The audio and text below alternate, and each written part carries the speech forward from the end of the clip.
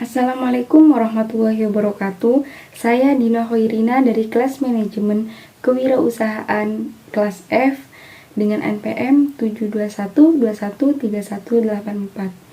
Video kali ini saya akan menjelaskan hasil resume saya yang berjudul Analisis Peluang Pasar. Simak videonya. Baik, yang pertama yaitu peluang pasar. Peluang pasar adalah suatu kondisi di mana keadaan dan waktu menciptakan sebuah kesempatan bagi perusahaan untuk mengambil suatu tindakan atau strategi bisnis. Yang biasanya hal ini berisi peluang-peluang yang sangat menguntungkan, baik untuk proses penjualan maupun produksi. Selanjutnya ada analisis peluang pasar. Analisis peluang pasar adalah sebuah proses riset terhadap faktor-faktor tertentu yang dapat mempengaruhi sebuah kegiatan usaha.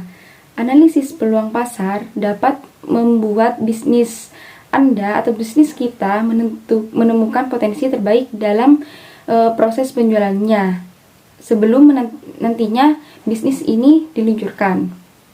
Baik, selanjutnya ada tujuan analisis peluang usaha. Analisis peluang usaha ini dilakukan agar sebuah perusahaan dapat menentukan strategi bisnisnya yang paling tepat. Namun ada beberapa tujuan lain yang tak kalah pentingnya, yaitu yang pertama, mencegah agar perusahaan ini tidak mengalami kebangkrutan. Seringkali ya terjadi di suatu perusahaan itu kebangkrutan, apalagi perusahaan yang baru dirintis. Bangkrut ketika bisnis tersebut pertama kali dijalankan. Oleh karena itu, analisis peluang usaha ini sebagai fondasi yang harus dibangun saat dimulainya suatu usaha. Tetapi tidak hanya memikirkan bagaimana cara untuk meraih keuntungannya saja, tetapi melainkan kita juga harus mencari cara bagaimana ketika menghadapi resiko yang kedepannya akan kita alami, pastinya kita alami. Dan yang kedua itu mempunyai gambaran mengenai nilai produk. Lalu Anda jika mempunyai gambaran mengenai produk yang dimiliki oleh perusahaan, apakah dapat diterima langsung dengan baik oleh masyarakat di sekitar kita atau tidak. Yang ketiga yaitu dapat menentukan strategi pemasaran yang tepat. Setiap bisnis biasanya tentunya membutuhkan pemasaran yang tepat supaya bisa dikenal banyak oleh target konsumen atau masyarakat di sekitar kita. Tetapi namun produk bisnis tentunya memiliki cara promosinya tersendiri dan bermacam-macam cara promosinya itu. Yang penting bagian kita untuk dikenal produk kita dengan baik agar dapat menentukan strategi promosi yang tepat tentunya. Yang keempat yaitu memahami persaingan di pasar berikutnya. Tujuan analisis peluang usaha adalah membantu kita untuk memahami karakter atau sifat para pesaing bisnis.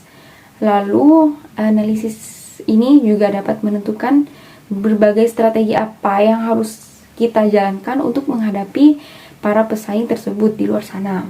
Yang kelima yaitu mengetahui seberapa layak suatu usaha yang dapat dijalankan. Selain keempat yang tadi itu tujuannya di atas, pada akhirnya analisis peluang usaha akan membantu kita untuk mengetahui apakah usaha kita atau proyek yang akan kita jalankan tersebut tentunya layak untuk dilakukan atau tidak. Kita juga bisa mencari tenaga kerja atau ahli dengan tujuan membantu dalam usaha kita atau bisnis kita supaya menjadi kedepannya itu tidak ada rintangan, anggaplah mulus jalannya gitu. Bagaimana kita harus mencari strategi tersebut supaya perusahaan kita ini dijauhkan dari yang namanya kebangkrutan atau apalah gitu. Selanjutnya itu cara menganalisis peluang pasar. Yang pertama yaitu memilih target pasar secara spesifik. Yang kedua yaitu memperhatikan kebutuhan dari target.